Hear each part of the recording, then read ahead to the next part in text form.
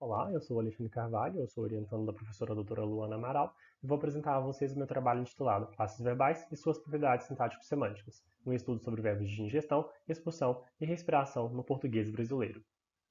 Eu sou aluno da Faculdade de Letras do UFMG. Este trabalho de iniciação científica contou com o apoio financeiro do CNPq e ele faz parte de um projeto maior intitulado Construções Argumental em Português Brasileiro, Restrições para o Processo de Integração Léxico-Constitucional. Bom, uma pequena introdução. Em teorias da interface sintaxe-semântica lexical, classes verbais são grupos de verbos semanticamente definidos e sintaticamente coerentes. Nesse sentido, o trabalho consistiu em analisar três classes do português brasileiro. As classes dos verbos de expulsão, por exemplo, vomitar, de ingestão, por exemplo, comer, e de respiração, por exemplo, inalar, mostrando nessa perspectiva a correlação entre suas propriedades semânticas e suas propriedades de estrutura argumental.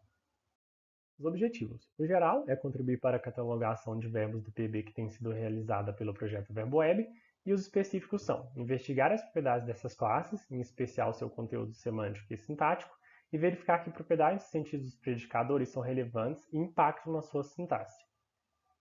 Bom, a metodologia. Selecionamos em dicionário verbos portugueses que participam dessas classes e buscamos exemplos em corpora.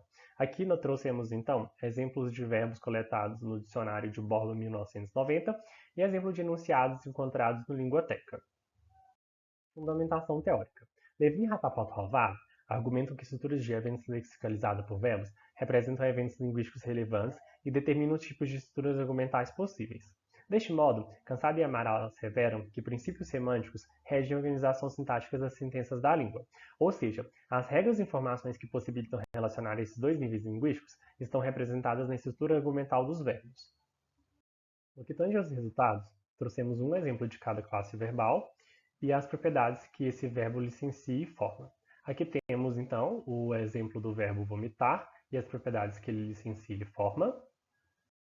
Aqui, o verbo comer e as propriedades que ele licencia e forma.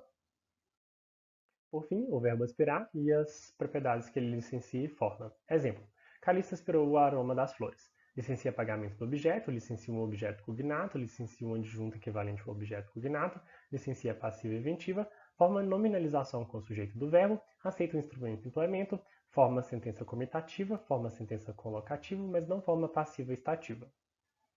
Concluímos então que os 28 verbos analisados participam de classes distintas, expulsão tem 11 verbos, ingestão tem 11 verbos e respiração 6 verbos, e que as propriedades semânticas de cada classe impactam na sintaxe, conforme previsto pelas teorias da interface sintaxe-semântica lexical.